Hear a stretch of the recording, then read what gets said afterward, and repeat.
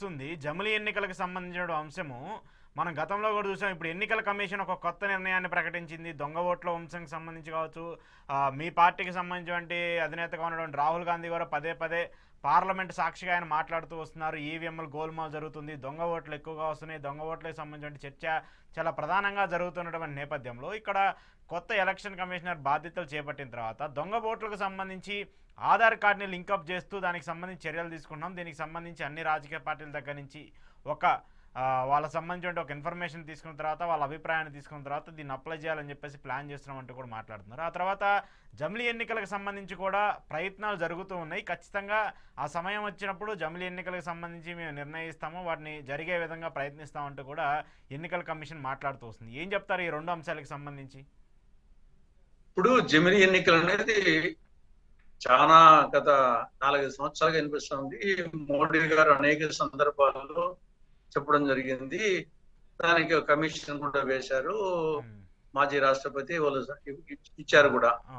కానీ వాళ్ళు ఎన్ని చేసినా గానీ ఇంప్లిమెంటేషన్ కాడ అంత ఈజీ కాదు అన్న అభిప్రాయం. దానికి వచ్చేసి 2/3 మెజారిటీ లోక్సభలో రావాలా, రాజ్యసభలో రావాలా. ఇప్పుడుండే పరిస్థితుల్లో ఆ పరిస్థితి నాకేం కనిపించలేదు. ఎస్పెషల్లీ రాజ్యసభలో ఆ పరిస్థితి కనిపించలేదు. కాబట్టి అదొకటి. ఒకవేళ వచ్చినా గానీ ఇప్పుడు జమిలీ ఎన్నికలు అనేదానికి వాళ్ళు చెప్పే 2 కారణాలే కదా. ఒకటి వచ్చేసి మోడల్ కోడ్ ఆఫ్ కాండక్ట్ వలన అభివృద్ధి పనులు నిలిచిపోతున్నాయి, తరచుగా ఎన్నికలు వచ్చేటందువలన అనేది ఒకటి చెప్తున్నారు. తర్వాత ఖర్చు ఎక్కువ అనే. ఇప్పుడు మనకు 3 రకాల ఎన్నికలు: పార్లమెంట్, లోక్సభ ఎన్నికలు, అసెంబ్లీ ఎన్నికలు, స్థానిక ఎన్నికలు. ఒకవైపు ఏమో మళ్ళా స్థానిక ఎన్నికలు కలపడంలే, గ్రామ పంచాయతీలు, మండల పరిషత్తులు, జిల్లా పరిషత్తులు, పురపాలికలు ఈ మళ్ళీ సెపరేట్ గా పెడతామంటున్నారు. ఇంకా 3 ఒకటి మెయిన్ గా ఉండేది ఇవే. ఈడ ఒక ఓటర్ వచ్చేసి గ్రామీణ ఓటరు వార్డు మెంబర్ కు, సర్పంచ్ కి, ఎంపీటీసీకి, జెడ్పీటీసీకి, ఎమ్మెల్యేకు, ఎంపీకి 6 ఓట్లు వేస్తారు. 6 ఓట్లలో నువ్వు 2 ఓట్లకు జమిలీ ఎన్నికలు అంటున్నావు, మళ్ళీ 4 ఓట్లకేమో సెపరేట్ గా అంటున్నావు. కాబట్టి అది ఖర్చు విషయంలో చూసుకున్నా నిజంగా జమిలీ ఎన్నికలు కూడా కాదు, వాళ్ళు చెప్పే ప్రకారం చూసుకున్నా కానీ అన్నిటికీ కలిపి పెడితేనే జమిలీ ఎన్నికలు. అవి పెట్టినా అది మళ్ళా స్టాండ్ కాదు, మళ్ళా వచ్చేసి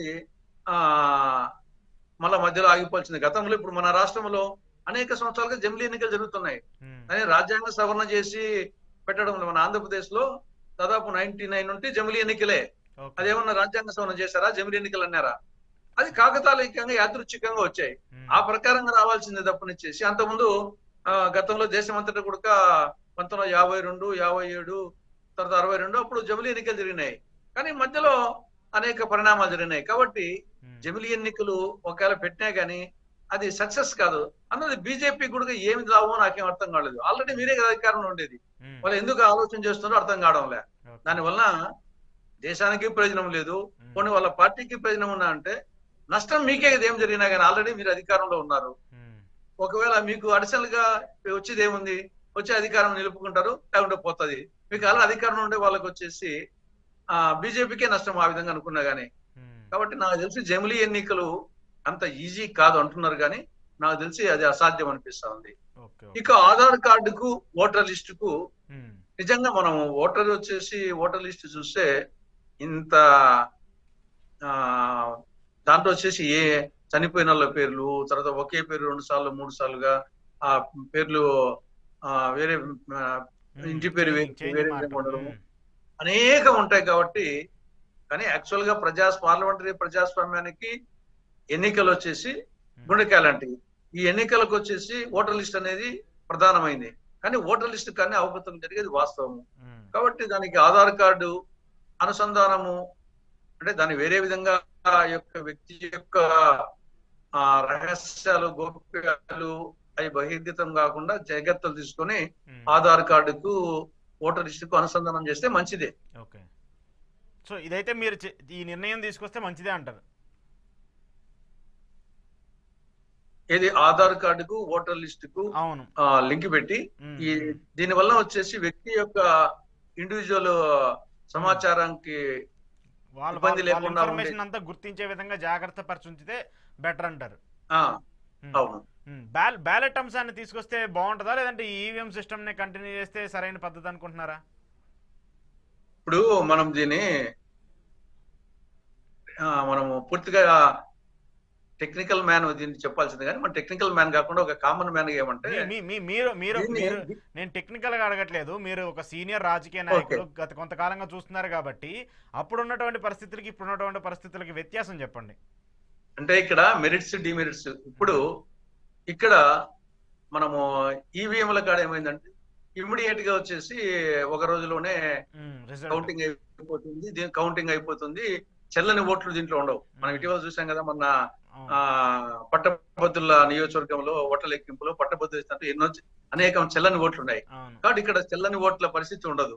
తర్వాత వచ్చేసి త్వరగా కౌంటింగ్ అయిపోతుంది, అనౌన్స్ చేస్తారు. అంతవరకు వచ్చేసి కొంత మెరిట్స్. కానీ డిమెరిట్స్ ఏమంటే విశ్వసనీయత. నా ఓటు నేను వేసిన వాళ్ళకి పడిందా లేదా అనే విశ్వసనీయత వచ్చేసి ఓటర్కు లేదు. ఇది ప్రధానంగా ప్రజాస్వామ్యానికి ఈ యొక్క ఓటర్కు విశ్వసనీయత అనేది ముఖ్యం. నేను వేసిన ఓటు వాళ్ళకి వేసాను, వాళ్ళకే పడింది అనే నమ్మకం వచ్చేసి ఈడ కల్పించడానికి అవకాశం లేదు. తర్వాత ఏమంటే మనము ఇప్పుడు కూడా లోకల్ బాడీ ఎన్నికలేమో బ్యాలెట్ పేపర్ నిర్ణయిస్తున్నాం. ఇప్పుడు కూడా లోకల్ బాడీ ఎన్నికలు కానీ, ఈ యొక్క పట్టభద్రులు ఎమ్మెల్సీ కానీ మా ఓన్లీ అసెంబ్లీకి పార్లమెంట్ కి అంటున్నాం. తర్వాత అడ్వాన్స్డ్ కంట్రీస్, ఇప్పుడు మనం వచ్చేసి ఎన్ని విధాలు చెప్పుకున్నా అమెరికా, రష్యా, చైనా ఇవన్నీ ఎందుకంటే జర్మనీ, జపాన్ అడ్వాన్స్డ్ కంట్రీస్. అక్కడ అడ్వాన్స్డ్ కంట్రీస్ లో కూడా బ్యాలెట్ పేపర్ ఏమన్నా ట్రంప్ గెలిచిన కూడా బ్యాలెట్ పేపర్ తోనే. కొన్ని దేశాలు కొన్నాళ్ల పాటు ఈవీఎంలను ఉపయోగించి మళ్ళా మామూలు బ్యాలెట్ పేపర్కి వచ్చినాయి. జర్మనీ లాంటి దేశాలు కొన్నాళ్ళు ఉపయోగించి బ్యాలెట్ పేపర్ ను ఇది ఈవీఎంలను మళ్ళా తిరిగి బ్యాలెట్ పేపర్కి వచ్చాయి.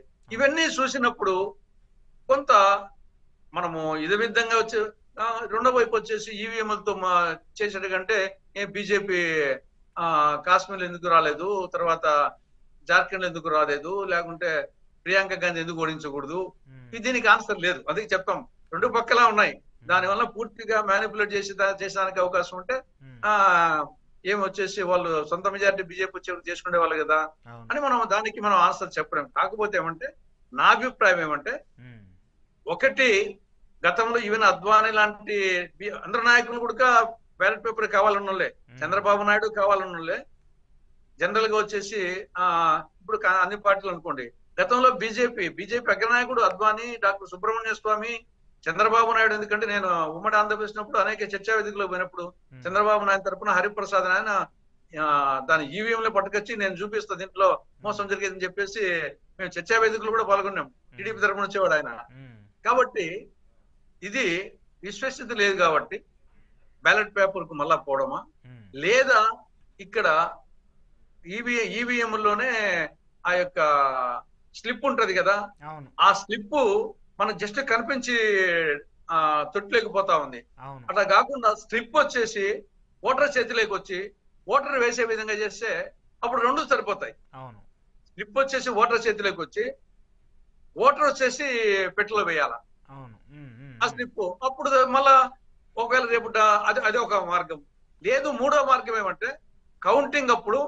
ఇప్పుడు ఏం చేస్తున్నారు, కౌంటింగ్ అప్పుడు ఫస్ట్ రౌండ్ వచ్చేసి ఈవీఎం స్లిప్లు ఎంచేసేయండి. ఫస్ట్ రౌండ్ ఓన్లీ ఒక 18-20 రౌండ్లు ఉంటాయి. అన్ని రౌండ్లు వద్దు, ఫస్ట్ రౌండ్ అన్ని స్లిప్లు ఎంచండి. స్లిప్లు ఎంచేసి మీకు ఆ సంఖ్యకు స్లిప్లు ఎంచిన సంఖ్యకు సరిపోతే సరిపోయి ఒక రౌండ్ చాలంతే.